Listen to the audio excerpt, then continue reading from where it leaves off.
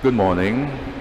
So in today's passage, Jesus and his disciples find themselves in conflict with the Pharisees over the issue of the Sabbath. As they walked through a field, the disciples began to pick grains to eat, prompting the Pharisees to object. The law, as is stated in Exodus 34:21, is very clear. No harvesting is to be done on the Sabbath. And that law had two key purposes. What is that law for? First, to prevent and ensure proper worship of God. The Sabbath is a day set aside for honoring the Lord.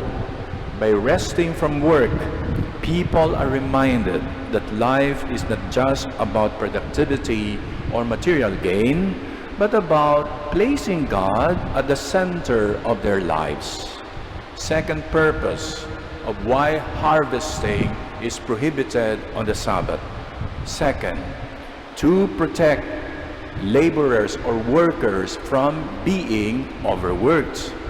The Sabbath ensures that everyone, especially workers, has a day of rest, a gift from God for their well-being. However, the Pharisees interpreted the disciples' simple act of picking grains as harvesting, and therefore a violation of the law. But the disciples were not harvesting out of greed or for profit. They were simply meeting a basic human need, satisfying their hunger. Remember the two purposes of the law, why harvesting is prohibited? To prevent greed and ensure proper worship to God, and second, to protect laborers from being overworked. So as I said here, the laborers, the disciples, pick grains not for profit, not for greed, but for satisfying their hunger, a very basic need. So this encounter highlights a critical flaw in the Pharisees' mindset. They were so focused on the letter of the law that they missed its true intent. For Jesus, the law is not an end in itself. It serves a higher purpose, to respond to human need and to uphold the dignity of people.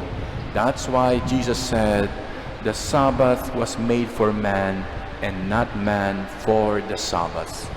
The Sabbath must serve the needs of man and not man serving the Sabbath. Yes, following the law is important, but religious life is not just about rigid adherence to rules.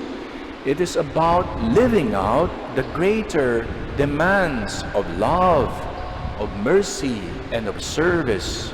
If our observance of rules prevents us from helping those in need, from showing compassion, or from extending mercy, then we miss the point of faith altogether.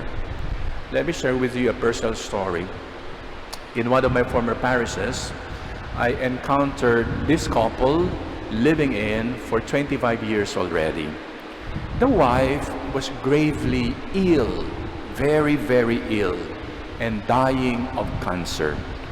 And it had always been her wish to be married in the church. To be married in the church. Church rules, however, was very, very clear.